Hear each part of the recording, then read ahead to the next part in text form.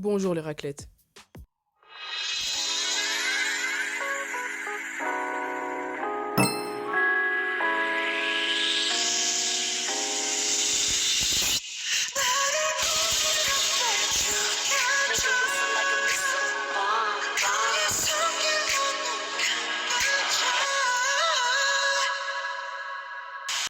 Je pense qu'on est tous d'accord pour dire qu'il y a plusieurs types de fans de K-pop. Il y a les non-fans qui regroupent trois grandes catégories.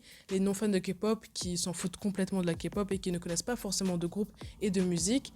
Bon, ce genre de personnes, c'est clairement vos grands-parents vu comment la K-pop a pris de l'ampleur. Puis il y a les non-fans de K-pop qui sont respectueux, qui pourront citer telle ou telle musique et nom de groupe mais qui ne connaissent pas plus que ça. Et enfin, il y a les connards. Enfin, je voulais dire les non-fans complètement irrespectueux et méprisants qui sont prêts à dire des propos qui pourraient s'apparenter à de l'homophobie ou du racisme. Ensuite, il y a les intéressés, comme je les appelle, qui vont écouter de la musique de temps en temps. En fait, c'est les premiers moments où tu vas essayer de distinguer les idoles, les stocker sur Google, Twitter ou Instagram. Clairement, tu es intéressé. Après, on a les fans... Non, je rigole. On a les fans qui vont écouter régulièrement de la musique, quoi.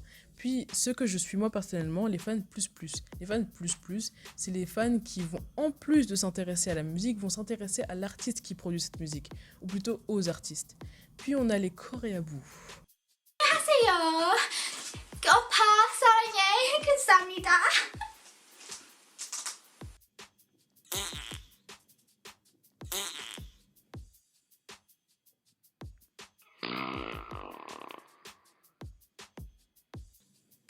오호호. 여러분 안녕하세요. 저는 KT 이에이에요. 오늘 닭발. Bon, faut savoir que cette liste est non exhaustive, donc il y a encore 1 milliard de types de fans, mais je n'ai juste pas le temps, en fait, parce que c'est pas le thème de la vidéo. Merci. Mais donc, les coréabous, c'est quoi? Bah, en fait, je vais laisser Togen vous l'expliquer. Coréaboo est un site de merde qui...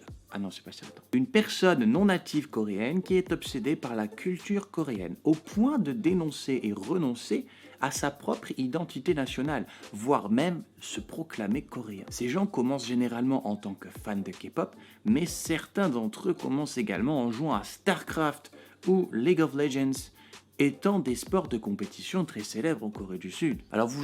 Et enfin, ce que vous attendiez depuis très longtemps, ce que vous affirmez ne pas être. Le titre de la vidéo, le sujet de la vidéo, j'ai nommé les saseng. Saseng est un mot reprenant deux mots coréens, sa qui veut dire privé et seng qui veut dire vie. En gros, c'est des fans qui vont violer la vie privée des idoles. Elles sont vraiment dans l'extrême et pourraient tout faire pour leur idole. Remarque, je dis elles, mais malgré qu'il y ait plus de femmes saseng, il y a aussi des hommes. Mais comment devenir une saseng? Comment basculer dans le côté mauvais de la force? D'ailleurs, ça me tue, on dirait vraiment que je vais faire un tutoriel. Comment devenir une saseng?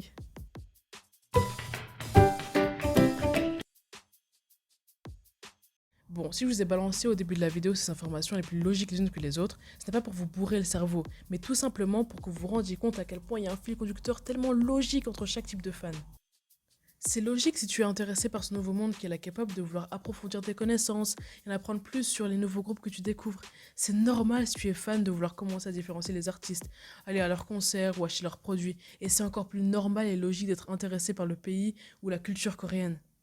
Et ça, je ne sors pas de nulle part. Quand on sait que le ministre sud-coréen de la culture et du tourisme a dit que Dynamite, un des derniers sons clippés de BTS, avait rapporté près de 1700 milliards de won, soit 1 milliard d'euros à l'industrie sud-coréenne, on se rend bien compte de l'impact qu'a la K-pop. Et je pense que cet engouement est foncièrement dû à l'image quasi parfaite que les idoles ont. Et qui rend les idoles si parfaits?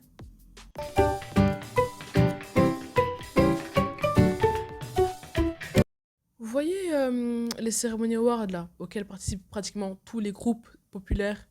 Lors de ces cérémonies, on peut voir quand ils sont assis ou lorsqu'ils défilent sur le tapis rouge ou encore à ce moment-là, que je ne comprends pas. Pourquoi sont-ils tous debout tels des plantes vertes?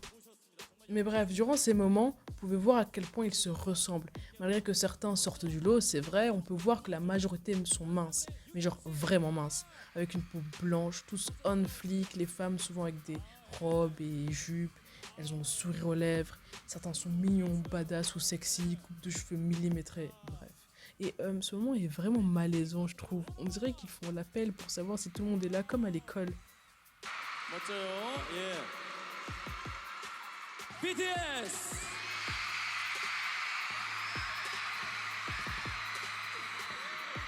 자, 그리고 정말 우리나라 걸그룹 삼총사 아니겠습니까?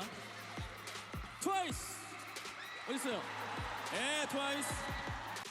Tout ça, ce n'est évidemment pas anodin du tout, hein. Il y a tellement de concurrence. Par exemple, lors des auditions, si une personne fait l'exploit de réussir parmi des milliers de personnes, il se retrouvera dans une étape appelée trainee, qui, comme son nom l'indique, est une période où on s'entraîne. On s'entraîne à devenir chanteur. Après cette période qui peut tout aussi bien durer quelques mois comme quelques années, comme Dio, qui entra dans le célèbre groupe Twice après plus de 10 ans à être trainee. Mais pourquoi je me force à dire que c'est en partie à cause des agences que certaines personnes deviennent sasaeng? C'est tout simplement car ils prennent des jeunes talents et les façonnent à leur manière, réduisant au stade de produit.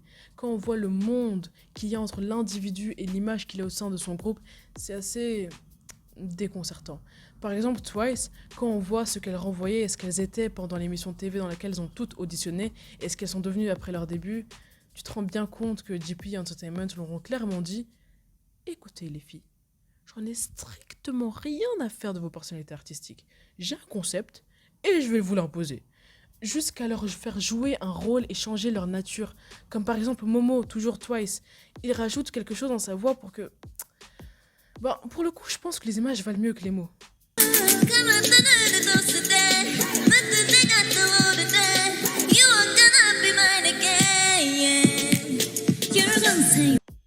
Même elle avait l'air choquée. Et pourtant, elle a une très belle voix. Encore une fois, lors des auditions, j'entends ça, mais parce que JYP veut qu'elle ait une image d'une demeurée, il lui impose une voix de canard égorgé. D'ailleurs, en parlant d'image, vous aurez peut-être remarqué, mais dans tous les putains de groupes de K-pop, il y a le rigolo, le dépressif, le charmeur, le fuckboy, le rationnel. Je dis pas par là que nos artistes préférés jouent un rôle. Je dis juste qu'encore une fois, ce n'est pas anodin. Mais parce que les idoles sont façonnés et perfectionnés, ils sont souvent réduits à de simples produits. On pourrait très facilement comparer la fougue qu'ont les sasaeng envers leur idole à un amour passionnel. Pour lire la définition disponible sur Psychothérapie, ils disent que l'amour passionnel est en général de courte durée, mais particulièrement intense, rythmé et sans ennui. Ce type d'amour, présent au début de la relation, fait du partenaire un objet amoureux et une protection de son fantasme d'amour idéal, venant combler ses propres manques affectifs. Là, tout s'explique. Donc si je réfère une immense définition par rapport à toutes les informations que j'ai trouvées, que j'ai cherchées, que j'ai pu dire dans cette vidéo, les sasaeng, dû à un manque affectif, trouvent en leur idole, qu'elles voient souvent comme des objets vu qu'ils sont présentés ainsi, un fantasme d'amour idéal. Et au même titre des crimes passionnels, les sasaeng sont prêtes à faire des choses assez immondes pour tout simplement approcher leur fantasme d'amour idéal. Mais bon, dans les deux cas, on est d'accord pour dire que ça reste des choses assez horribles.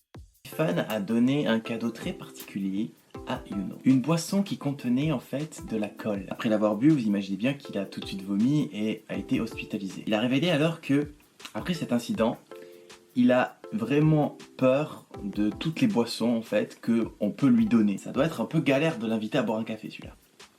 Kim Mi-chol des Super Junior avait déclaré à la télévision avoir reçu un message d'une fan qui disait « Oppa, ton casson avec des nounous, il est trop mignon !» En fait, la fan s'était introduit chez lui en ayant au préalable trouvé le code de sécurité et était rentré dans sa chambre pour prendre son calbar. Ah, 진짜 이건 소름이다 이거. 재밌을 거야. 내일 진짜 재밌을 거야. 이럴 거면 내일 되면 똑같은 거야. 사생이잖아. 내가 이렇게 살아도 되냐? 내가 살아도 너네 때문에?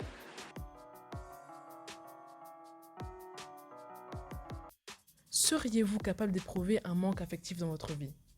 Oui. Voyez-vous certains idoles comme un de vos fantasmes, un crush ou votre idéal? Oui. Alors pourriez-vous clairement devenir une sasaeng? Dites-moi en commentaire. Mais malgré tout, ce n'est pas totalement de votre faute. Faut juste garder les pieds sur terre. D'ailleurs, sur Instagram, malgré que l'écrasante majorité ait affirmé ne jamais l'être, certains comme moi sont intimement convaincus que tomber dans le mauvais côté de la force n'est pas impossible.